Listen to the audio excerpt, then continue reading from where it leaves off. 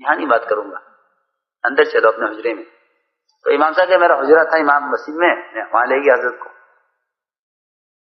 حضرت کے چادر بٹھایا، میں نیچے بیٹھ گیا۔ حضرت فرمائے کیا حکم ہے؟ فرمایا پہلے دروازہ بند کر لو۔ میں نے دروازہ بند کر لیا، جی ہاں۔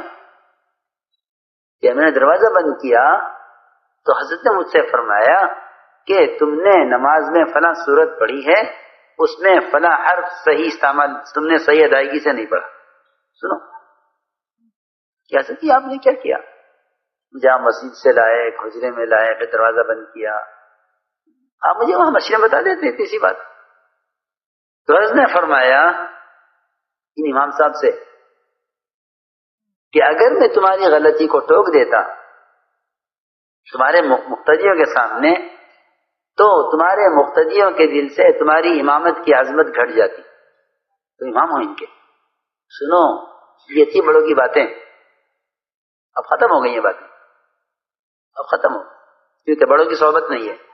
ہاں عجیب قصہ ہے، مجھے تو اتنا پیارا لگا کہ مجھے کمرے میں لے گئے، کمرہ بند کیا، کوئی اور نہ سنے، اور وہاں جا کے بتایا کہ آپ نے سورہ والتین پڑھی تھی، اس میں آخر میں ایک حرف صحیح ادا نہیں ہوا۔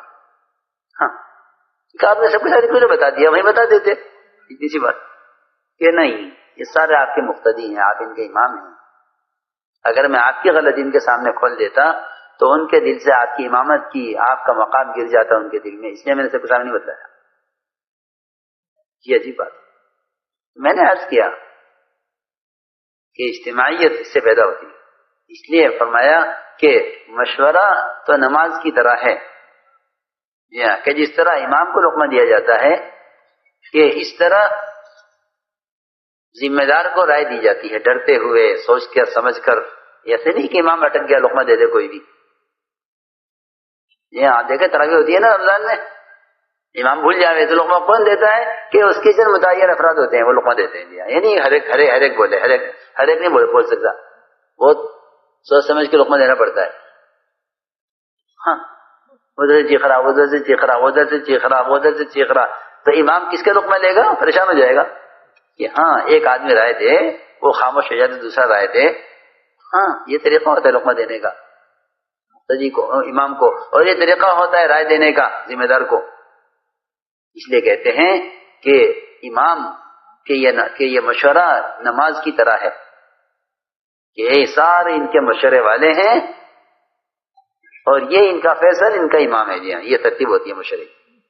پھر ایک بات اور بتائی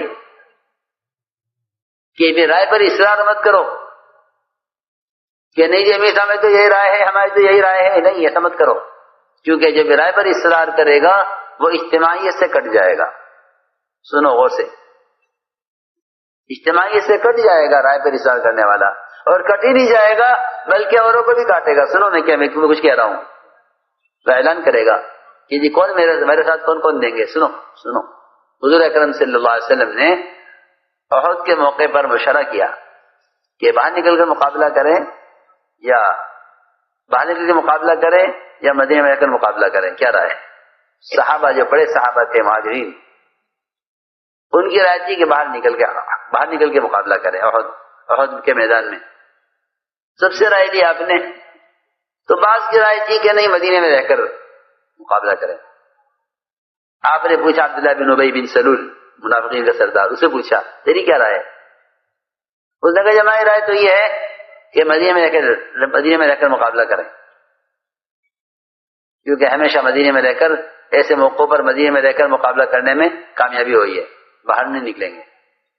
اب یہ رائے تو ہوتی ہے مختلف، رائے تو مختلف ہوں گی کیونکہ سب کی صلاحیتیں ایک سی نہیں ہیں، کسی کی رائے کچھ ہوگی، کسی کی رائے کچھ ہوگی، کسی کی رائے کچھ ہوگی۔